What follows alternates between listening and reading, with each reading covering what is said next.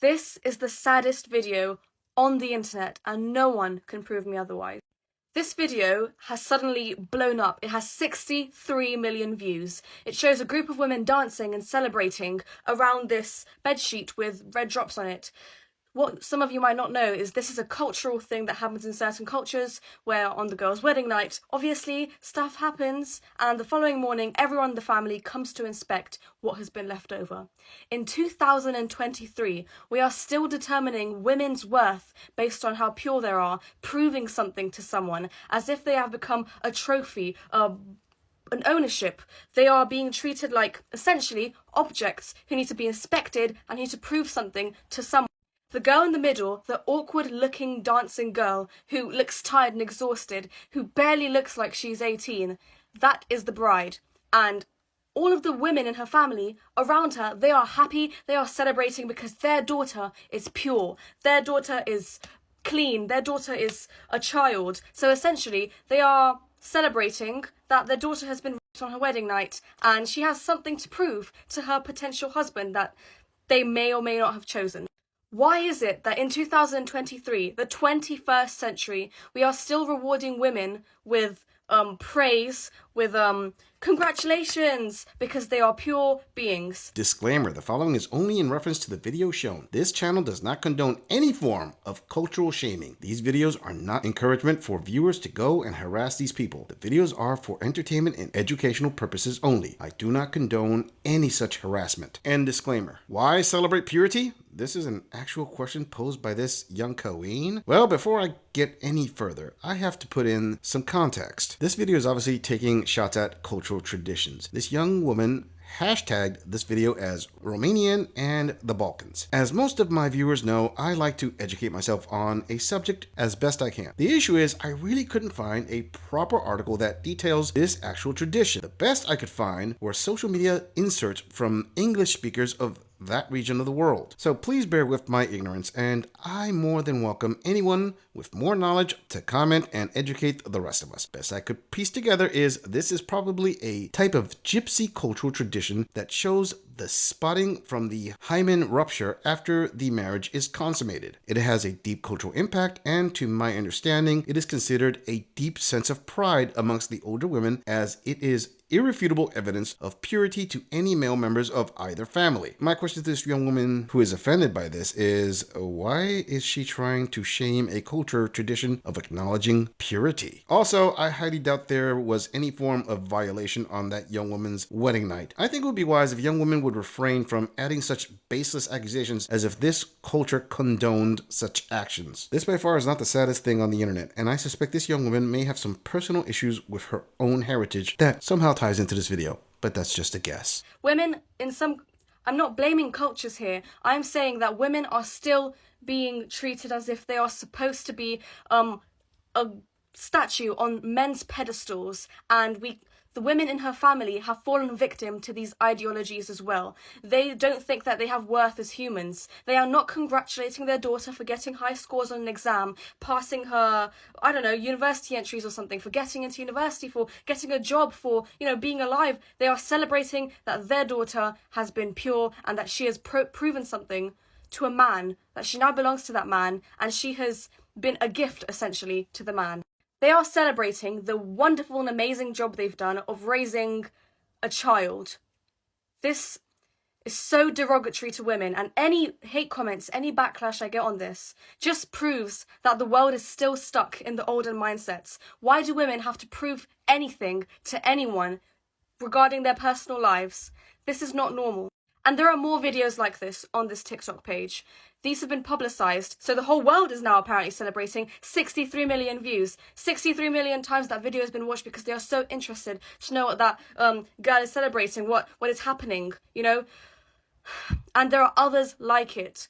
This is not a celebration. This is keeping women in the cage that is society. Why are we rewarding women for being pure in the eyes of men? This is not normal, and it has to end now, in this century, or else women... She's not blaming culture, but all she has been doing is taking shots at this culture.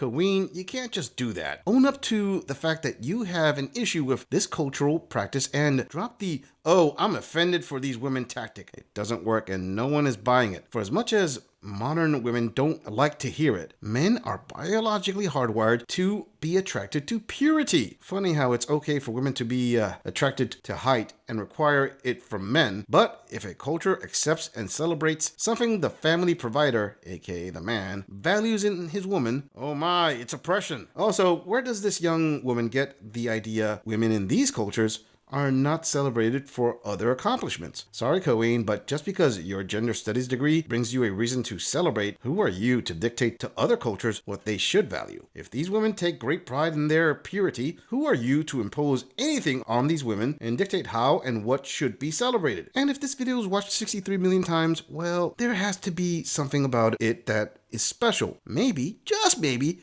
purity is considered that special? Or maybe I am completely wrong and on everything I have said, and this young Queen is 100% right. If my viewers from the Balkans or Romania chime in and collectively tell me I am in the wrong, I am gorilla enough to admit it. Moving on. Treat that man like a new hire. You have a orientation. This is where he's learning the ropes of the new role. He's learning where the H drive is, where the break room is, all about his employee benefits of being with you because you're the prize. Is giving 401k and flexible spending. He's also on a probationary period for 30 to 60 days. Never forget, we're not saving his number because we don't know if his resume is checking out. We don't know if he's going to be consistent. If he's not being consistent, we're putting him on a PIP plan. And that is a performance improvement plan where employees that are having performance deficiencies are given the opportunity to succeed. When he starts doing a no call, no show, i.e. ghosting you, we're going to send his little ass right to HR. And when he comes back, the computer will be locked.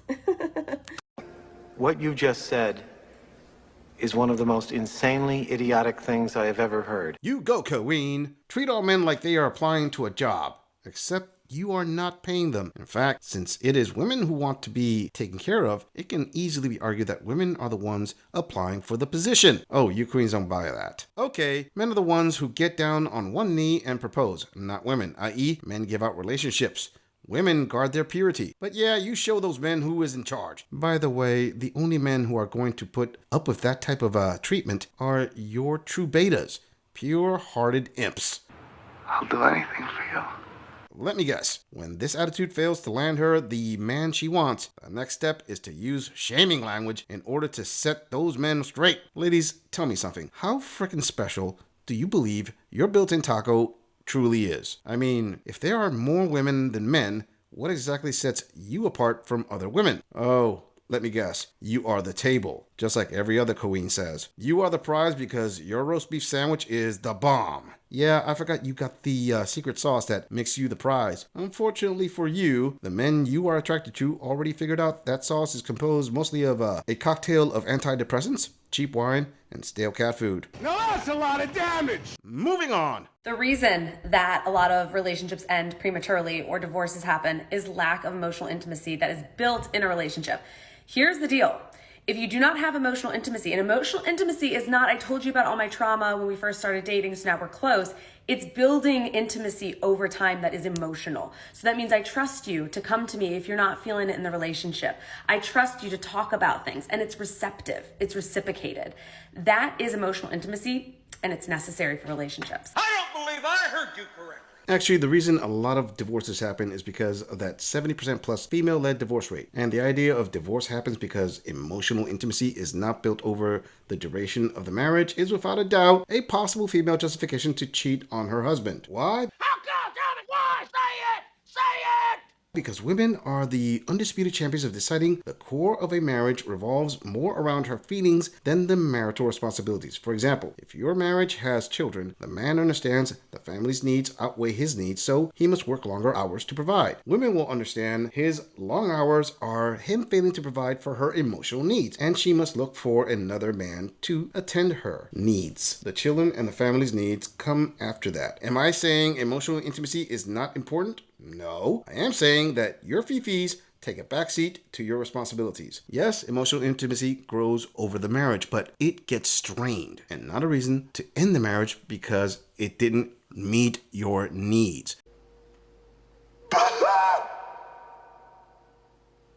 Moving on. Men don't like themselves. People who can't share love with other people and tell other people that they like them and communicate effectively and be vulnerable with their emotions, it's because they also can't do those things for themselves. The reason sometimes men have a really hard time complimenting women is because they never compliment themselves. Every single thing that is wrong with men, they do that to themselves. That's why I don't envy them. You know, when we talk about, oh, men are so to women in relationships, they treat women like this, they also do that to themselves. They're not having fun in their head. They're not having a good time. Men are hateful towards themselves. Mama say that happiness is from magic rays of sunshine that come down when you're feeling blue. Dan Cohen, talk about pulling your thought bubble out of your rear end. She basically wiped all true logic on the TP and flushed it, while keeping the rest of the crap as brain supplement. Let me get this straight. In a nutshell, if men don't act like women, that means they don't like themselves. Sister, men don't communicate their emotions because women are not empathetic and treat said men as weak. Also, men stopped giving compliments when you ladies created a Western culture of taking whatever a man says, twisting it, and then try to get him fired or canceled over it. With rules like that, the best thing men can do is not say anything. Isn't it so awesome that the moment a man doesn't act feminine, he is labeled as part of the problem? And then women wonder why men are going their own way. Ladies, why do you always say men have to express their feelings more, and at the same time, you clearly state you are not attracted to men who aren't masculine or alpha? And please save the BS if men can be both. That's like saying light can be darkness at the same time. This is why masculine men rarely listen to women's dating advice, because female dating advice is built on a foundation of quicksand. Either that or a foundation of empty wine boxes.